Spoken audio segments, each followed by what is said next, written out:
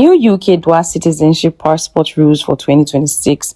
In this video, I'll be explaining the new UK dual citizenship passport rules for 2026, and it's going to be effective from February 25th. It's just around the corner, so you need to ensure that you know everything that you need to understand about it. Don't go anywhere. If you're new on this page, click on the notification bell icon so that whenever we make new videos, you will get notified. Don't forget to like, comment on this video, and also share to people you think will need to watch this video.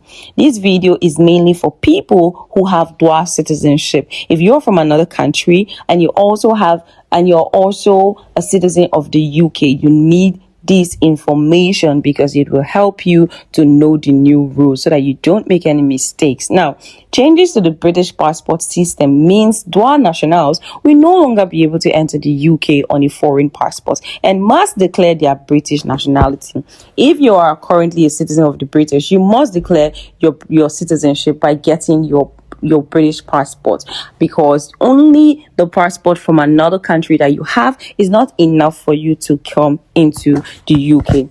Millions of British citizens live overseas, but for the million plus with dual citizenship, things are about to get thicker and potentially more expensive when returning to home shores. British and Irish dual nationals will soon only be able to enter the UK using their British or Irish passport or with their foreign passport, as long as they have an accompanying paid for certificate of entitlement. Now, let me explain this to you. Those who are British and Irish dual nationals, you're a British citizen, you're also an Irish citizen. You need both your British passport and your Irish passport to be able to enter into the UK. But if you don't have a British passport, you must pay for what they call the certificate of entitlement. So if you're an Irish national or even a British national, you don't have the British passport, you must pay for what they call the certificate of entitlement to be able to come into the UK. Now, why are the UK dual national passport rules changing? One thing is for sure, immigration brings about money to a country. It's a means of revenue for a country. So yes, like you're definitely paying for this certificate of entitlement. So that's one way countries make money. Immigration brings about money. So yes, one of the reasons for the passport change is money. Another is the new electronic travel authorization rollout that has just taken place, which is similar to the US ESTA scheme. This time around, it is ETA, which is electronic travel authorization. And this is required by everyone traveling to the UK. If you're coming to visit or even for work from around these Schengen countries or the EU countries, you must get your ETA, and it's approximately 16 euros, which if you convert to dollar, it's $22. It is valid for 2 years. Even if you're coming for a visitation or you're coming to work, you must get this alongside your passport from another country. Now, what this is telling you about is that this means that citizens from countries like the US, Canada, Australia, New Zealand, Japan, Singapore, South Korea, member states of the EU and Schengen areas can visit the UK and stay for about 6 months, no matter what, whether for vacation or work, as long as you get your ETA and your passport from your other country. Now, as the ETA is mandatory for all overseas passports from these countries, British dual citizens entering the UK on one of these passports would also require ETA. When do the new national passport rule come into effect? Currently, British citizens holding dual nationality with any of these countries can enter the UK using their foreign passport without ETA. But effect from February 25th, 2026, that right disappears as the Home Office enforces the new rules of entry. British and Irish dual nationals will only be able to enter the UK using their British or Irish passport, their foreign passport, and they also have an accompanying certificate of entitlement. This certificate of entitlement costs about $800 at current exchange rate, but costs about 565 euros. Now, it's worth noting that if you enter the UK without an ETA before February 25th, you can stay beyond its date or having to obtain one, though you will need one on your next visit. Now, note that even if at this time you don't have the ETA but you need to go to UK, you can. As long as it's not your 25th, you can go to the UK and stay there, and you stay there until even though it's past 25th, you can still be there. But if you want to travel back to your home country, you will need the ETA to be able to go back to UK. For dual national Brits who have their UK passport on hand, is a very minor inconvenience. They will simply have to make sure their passport is valid and make sure they use that to travel both when leaving their country of residence and entering into the UK. So for British citizens who already have their UK passport, they don't have a problem. So whenever you want to leave your country, you must ensure that you use your passport, and whenever you want to get back, because that is a major criteria for your coming into the UK. Now, the problem is for British who do not have a foreign passport.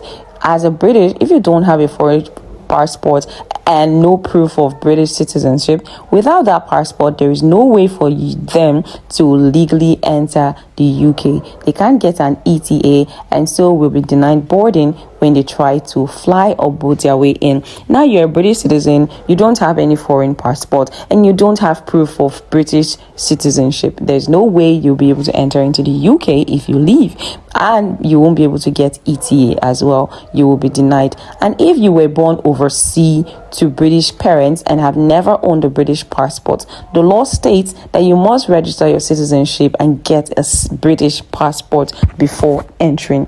In practice, it's likely that many people will check to see if they're already registered as a UK citizen, and if they're not, they will just want to obtain the ETA and travel using their foreign passport. Doing this will also put you at risk of getting caught. So for people who are born overseas, like in other countries that have never been to UK before, they will check if they register them as UK citizens, and if they will confirm that they didn't register them for UK citizens, they will just want to go and get ETA, because it is just citizens who need the British passport. But for foreigners, you need your foreign passport and your ETA. So if they think that, oh, okay, I have not been registered as a citizen of the UK, fine, I'll just go and apply for ETA instead of getting the British passport, which is very expensive. British passport is about $800, but the ETA, I think ETA costs around $90 or something, so that's way cheaper, and probably people want to do that, but it is telling you that it's a very risky game to play, because you will be caught by the British authorities and you will not like the outcome of that. What do UK dual citizens need to do to enter UK? 3 options. Option 1, use your British or Irish passport to travel to UK.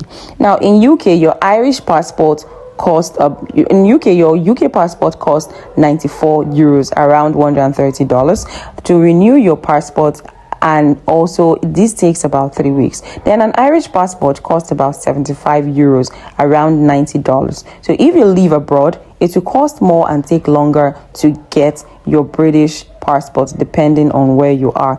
Now, another option is to get a certificate showing right of abode, also known as certificate of entitlement, to use alongside your foreign passport. You're a UK citizen but you have a foreign passport. Get the foreign passport, get a certificate of abode, which allows you to be able to stay in to be able to come into UK. This certificate of entitlement cost about €589. That's almost $800. You will need to be renewed each time you renew your passport.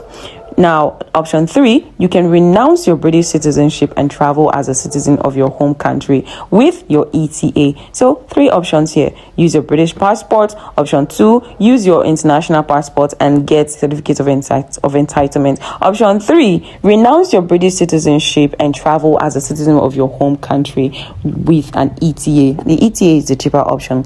While that may sound drastic, if you have a British passport and don't have emotional or familiar connection to the UK, it could be the simplest option.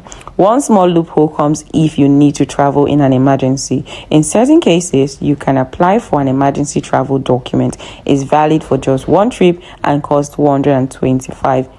That's about $170.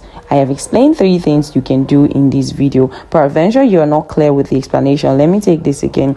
If you want to travel and you have a dual citizenship, number 1 thing you can do is renew your British passport. That is not very expensive, about $94 euros, but it takes up to 3 weeks to be ready. Another thing you can do is to get a certificate showing your right of abode alongside with your passport from the other country. And a third option is to renounce your British citizenship and get an ETA.